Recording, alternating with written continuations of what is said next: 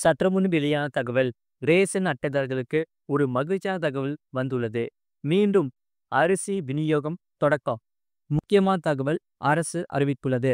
அதை பற்றி தான் பார்க்க போகிறோம். நீங்க நம்ம சேனலை சப்ஸ்கிரைப் பண்ணாமல் இருந்தீங்கன்னா மறக்காமல் லைக் பண்ணிக்கோங்க, சப்ஸ்கிரைப் பண்ணிக்கோங்க, மற்றவர்களுக்கு தெரிய ஃபோட்டோவும் ஷேர் பண்ணுங்க. 3 மாதங்களுக்கு பிறகு கிடைக்கும் அரிசி. செப்டம்பர் மாதம் முதல் ரேஷன் அட்டைதாரர்களுக்கு அரிசி விநியோகம் தொடங்கும் என்று மாநில அரசு தெரிவித்துள்ளது. ரேஷன் கார்டு வைத்திருக்கும் மக்களுக்கு ஒரு மகிழ்ச்சியான செய்தி வந்திருக்கிறது. அது என்னவென்றால், வருகிற செப்டம்பர் மாதம் முதல் அரிசி விநியோகம் மீண்டும் தொடங்கும் என்று அறிவிக்கப்பட்டுள்ளது. புதிதாக ரேஷன் கார்டு வாங்கியவர்களுக்கும் பழைய ரேஷன் கார்டுகளில் புதிய உறுப்பினர்களை சேர்ந்தவர்களுக்கும் இந்த முறை அரிசி கிடைக்கும் என்று அறிவிக்கப்பட்டுள்ளது. ஆகையால் தெலுங்கானா மாநிலத்தின் இயற்கை பேரிடர்கள் காரணமாக ஜூன் மாதத்திலேயே அரசாங்கம் 3 மாதங்களுக்கான ஜூன், ஜூலை, ஆகஸ்ட் இந்த 3 மாதங்களும் அரிசி விநியோகித்தது. எனவே ஜூலை மற்றும் ஆகஸ்ட் மாதங்களில் விநியோகம் நிறுத்தப்பட்டது. இப்போது 3 மாதங்கள் நிறைவடைந்துள்ளதால் செப்டம்பர் 1ஆம் தேதி முதல் அரிசி விநியோகம் மீண்டும் தொடங்கும் என்று அறிவிக்கப்பட்டுள்ளது.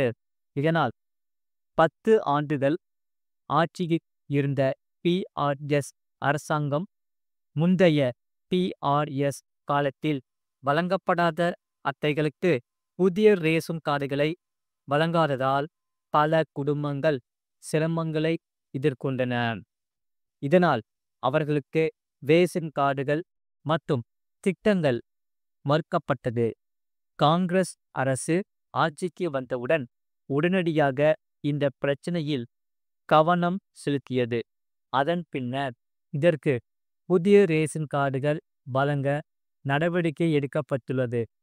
ஆகையால் மே 25ஆம் தேதி நிலவரப்படி ரேஷன் கடைகளில் எண்ணிக்கை பொறுத்தவரை 10,29,230 இருந்தது. அதே நேரத்தில் புதிதாக அனுமதிக்கப்பட்ட அட்டைகள் உட்பட ஆகஸ்ட் 9ஆம் தேதி வரை மொத்த எண்ணிக்கை பொறுத்தவரை 11,25,290 உள்ளது. இந்த அட்டைகளில் உள்ள உறுப்பினர்களின் எண்ணிக்கை பொறுத்தவரை 34,05,671 ஆகும். இதனால் அவர்கள் அனைவருக்கும் 20,434 டன் அரிசி விநியோகிக்கப்படும் என்று மாநில அரசு அறிவித்துள்ளது. ஆகையால் ஒவ்வொரு மாதமும் ரேஷன் கார்டு உறுப்பினர்களின் எண்ணிக்கையின் அடிப்படையில் அரிசி ஒதுக்கீடு செய்யப்பட்டுள்ளது.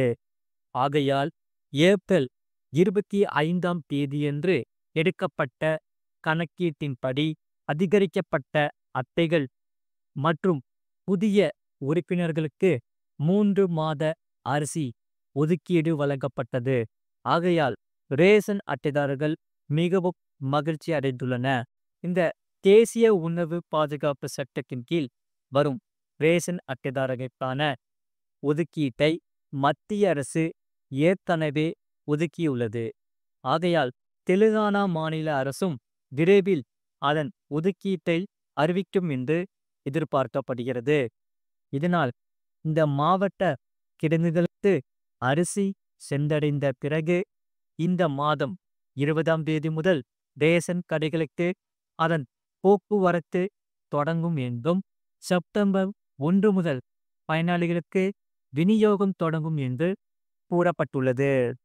அது மட்டுமில்லாமல் ICICI வங்கியில் ரூபாய் 50,000 மினிமம் பேலன்ஸ் 50,000 உயர்வு குறித்து ரிசர்வ் வங்கி ஆளுநர் தெரிவித்துள்ளார். அதாவது இந்தியாவை பொறுத்தவரை ஒவ்வொரு வங்கியும் வங்கிகளின் விதிமுறைக்கு ஏற்ப வாடிக்கையாளர்களின் சேமிப்பு கணக்கு குறைந்தபட்ச இருக்கு தொகையை நிர்ணயம் செய்து வருகிறது. அந்த வகையில் ICICI வங்கியில் சேமிப்பு கணக்கு வைத்திருப்போருக்கான குறைந்தபட்ச இருப்பு வரம்பு அதிகரிக்கப்பட்டுள்ளது. ஆகையால் இந்த அதிரடி நடவடிக்கையானது வாடிக்கையாளர்களுக்கு பெரும் அதிர்ச்சியையும் குழப்பத்தையும் ஏற்படுத்தி வருகிறது. இதனால் இந்த ஐசிஐசிஐ வங்கியில் நகர்ப்புறங்களில் புதிதாக பணத்தை தொடங்குவோர் குறைந்தபட்சம் 50,000 ரூபாய் வைத்திருக்க வேண்டும் என்று 2 நாட்களுக்கு முன்பு திடீரென அறிவிப்பு ஒன்று வெளியிடப்பட்டுள்ளது. ஆகையால் கடந்த 1ஆம் தேதி முதல் அமலுக்கு வந்துள்ள இந்த புதிய விதி முறையின்படி பெருநகர் மற்றும் நகர்ப்புறங்களில் சேமிப்பு கணக்கானது தொடங்குபவர்கள் இனிமேல் 10,000 ரூபாய்க்கு பதிலாக 50,000 ரூபாய் குறைந்தபட்ச இருப்பை பராமரிக்க வேண்டும் அல்லது மாதத்தில் ஒரு நாள் 15 லட்சம் ரூபாயை இருப்பு தொகையாக வைத்திருக்க வேண்டும் என்று அறிவிக்கப்பட்டுள்ளது. ஆகையால் சிறு நகரங்களுக்கு 25,000 ரூபாயாகவும் கிராமப்புற பகுதிகளுக்கு 10,000 ரூபாயாகவும் குறைந்தபட்ச இருப்பு தொகையானது அதிகரிக்கப்பட்டுள்ளது. இதனால் இந்த இருப்பு தொகை பொறுத்தவரை குறைவாக உள்ளவர்களுக்கு 6% அல்லது 500 ரூபாய், இதில் எது குறைவாக இருக்கிறதோ அதை அபராதமாக வசூலிக்கப்படும் என்று சொல்லப்படுகிறது. இதனால் மாதத்திற்கு 1 லட்சம் ரூபாய்க்குள் 3 பண பரிவர்த்தனைகள் மற்றும் இலவசமாக மேற்கொள்ளலாம். அதற்கு மேல் பண பரிவர்த்தனை செய்ய கட்டணமாக 150 ரூபாய் அல்லது 1000 ரூபாய்க்கு 3 ரூபாய் 50 காசுகள், இதில் எது அதிகமோ அது வசூலிக்கப்படும் எனவும் தெரிவிக்கப்பட்டுள்ளது. ஆகையால் இந்த ஐசிஐசிஐ வங்கி எப்படி குறைந்தபட்ச இருப்பு தொகையை உயர்த்தியது மத்திய அரசின் அனைவருக்கும் வங்கி சேவை நோக்கத்திற்கு எதிரானது என வங்கி வாடிக்கையாளருக்கு பொது நல அமைப்பு தெரிவித்துள்ளது. இதனால் மினிமம் பேலன்ஸ் விவகாரத்தில் ரிசர்வ் வங்கி எப்போதுமே தலை இல்லாது. காரணம் அது எங்களது கட்டுப்பாட்டில் இல்லை. அதாவது மினிமம் பேலன்ஸை நிர்ணயம் செய்வது ரிசர்வ் வங்கி ஒழுங்குமுறை வரம்புகளில் வராது. இதற்கான முழு உரிமையை வங்கிகளுக்கு ரிசர்வ் வங்கி அளித்துள்ளது.